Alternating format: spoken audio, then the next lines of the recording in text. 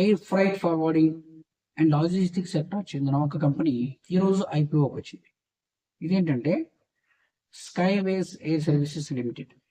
ఇప్పుడు ఈ ఐపీఓ అసలు ఈ కంపెనీ ఏ మోటివ్తో వచ్చింది, నెక్స్ట్ ఈ కంపెనీ బిజినెస్ ఏం చేస్తుంది, దీని ప్రాఫిట్స్ ఏంటి, అసలు ఈ కంపెనీ ఎంతకాలంగా ఈ సెక్టార్లో ఉంది అనే విషయాలు ఒకసారి మాట్లాడుకుందాం. Hi, this is Jogi, financial advisor, Dhanamoolam investments.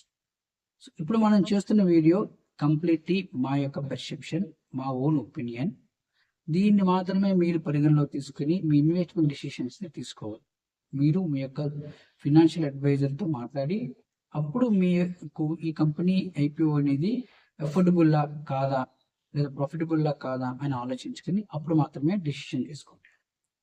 So ఈ ఐపీఓ గురించి డీటెయిల్స్ మాట్లాడుకునేటప్పుడు ముందుగా మనం చూడాల్సింది ఏంటంటే అసలు ఐపీఓ ఎప్పుడు వస్తుంది.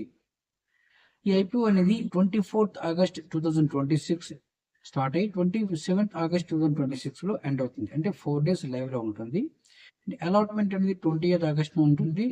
లిస్టింగ్ అనేది 1st Septemberలో ఈ ఐపీఓ షేర్స్ అనేవి మనకి లిస్ట్ అవుతున్నాయి, both NSE and BSE. Price band చూసుకున్నట్లయితే 131 to 138 రూపీస్ మధ్యలో ఇది ఈ ప్రైస్తో ఇది ఐపీఓకి వస్తుంది. ఈ ఐపీఓ ద్వారా ఈ కంపెనీ నియర్లీ 582 కోట్ల రూపాయలని సమీకరించేందుకు ప్లాన్ చేస్తుంది. ఇందులో మెజారిటీ అమౌంట్ కంపెనీ కోసం వాడుతున్నారు, కొంత అమౌంట్ వైఎఫ్ఎస్ రూపంలో కంపెనీ నుండి ఇన్వెస్టర్స్ తీసుకోవడానికి ప్లాన్ చేస్తున్నారు. అయితే ఈ కంపెనీ అనేది logistics planning and management, cargo handling operations, warehousing solutions and storage and inventory management, ఇది ఈ కంపెనీ యొక్క స్పెషలైజేషన్స్.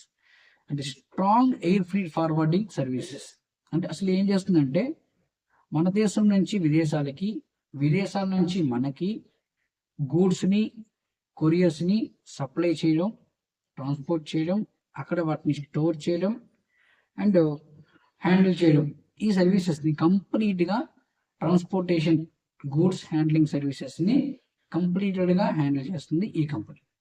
ఓకేనా. అయితే ఈ కంపెనీకి బట్ మేజర్ సపోర్ట్ అనేది ఎయిర్ ఫ్రీట్ నుంచి వస్తుంది.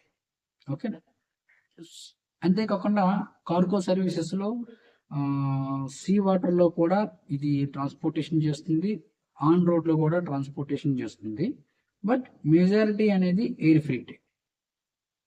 ఈ కంపెనీ 1984 అంటే నియర్లీ 50 years నుంచి ఈ కంపెనీ ఈ సెక్టార్లో ఆపరేషన్స్ నిర్వహిస్తుంది. సో అంటే very vast of experience in this particular sector. అయితే ఈ కంపెనీకి ఉన్న మెయిన్ అడ్వాంటేజెస్ ఏంటి, మెయిన్ డిసడ్వాంటేజెస్ ఏంటి, అసలు మన ఐపీఓకి వెళ్ళేటప్పుడు చూడాల్సిన కీలక విషయాలు ఇవే. అయితే అడ్వాంటేజెస్ చూసుకుంటే ఈ కంపెనీ చాలా స్ట్రాంగ్గా ఉంది. ఫండమెంటల్స్ పరంగా చూసుకున్నా, ప్రాఫిట్ పరంగా చూసుకున్నా ఈ కంపెనీ అనేది చాలా స్ట్రాంగ్గా పర్ఫామ్ చేస్తుంది. లాస్ట్ 3 years అంటే చాలా కంపెనీలు ఐపీఓకి వచ్చే ముందు లాస్ట్ 3 years పెర్ఫార్మెన్స్ బాగుండేలాగా తమ బుక్స్లో చూపించుకుంటారు. బట్ మనం ఇందులో చూసుకున్నా కూడా లాస్ట్ 3 yearsగా అరౌండ్ 24లో 1316, 25లో 2270 crores, 26లో 2839 crores అనేది ఈ కంపెనీ రెవెన్యూ జనరేట్ చేసింది. సో ఈ రకంగా చూసుకున్న లాస్ట్ 3 yearsగా గ్రోత్ చాలా బాగుంది. అండ్ వాల్యుయేషన్ కూడా ఈ కంపెనీ వస్తుంది, వాల్యుయేషన్ కూడా ఓకే, ఫైన్. బట్ ఇంకొకటి ఏంటంటే డిసడ్వాంటేజెస్ కానీ చూసుకున్నట్లయితే దీనికి కొంచెం డెట్స్ ఎక్కువగానే ఉన్నాయి. అరౌండ్ 300 crores పైనే ఈ కంపెనీ డెట్స్లో నడుస్తుంది. అండ్ కొంచెం హెవీ కాంపిటీషన్ కూడా ఈ పర్టికులర్ సెక్టర్లో హెవీ కాంపిటీషన్ కూడా కనిపిస్తుంది. ఇంకొక విషయం ఏంటంటే ఇది ఎక్కువగా ఇంటర్నేషనల్తో మనకి ట్రాన్సాక్షన్ జరుగుతూ ఉంటాయి కాబట్టి జియో పొలిటికల్ టెన్షన్స్ అనేవి ఈ బిజినెస్ని పర్టికులర్గా ఇంపాక్ట్ చేస్తాయి. అంటే ఎప్పుడైతే ఈ ఎయిర్ ఫ్రీట్ కార్గో సప్లై చేసేటప్పుడు అక్కడ జరిగే ఏవైనా విదేశాల్లో జరిగే ఏవైనా ప్రాబ్లమ్స్ ఉన్నా, అక్కడ లోకల్ అల్లర్లు ఉన్నా ఈ బిజినెస్కి, ఈ ఎయిర్ ఫ్రీట్కి కొంచెం ఇంపాక్ట్ చూపిస్తూ ఉంటాయి. ఇంకోటి ఏంటంటే ఫ్రీట్ ఛార్జెస్, ఏమైనా ఈ ఎయిర్ ఫ్రీట్ ఛార్జెస్ పెరిగినా ఎయిర్ప్లేన్ సర్వీసెస్ లేకపోతే ఆయిల్ ప్రైసెస్ అయిపోయినా ఈ బిజినెస్లో రెవెన్యూస్కి కొంచెం ఇంపాక్ట్ ఉంటుంది.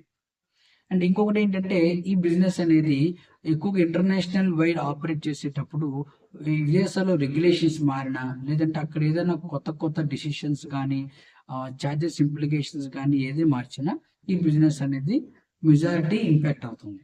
అయితే పీర్ కంపారిజన్ చూసుకుంటే blue dart express delivery, TCI express, Mahindra and all cargo logistics and ఇలాంటి కొన్ని ప్రధానమైన కంపెనీలు ఇలాంటి ఆపరేషన్స్ నిర్వహిస్తున్నాయి.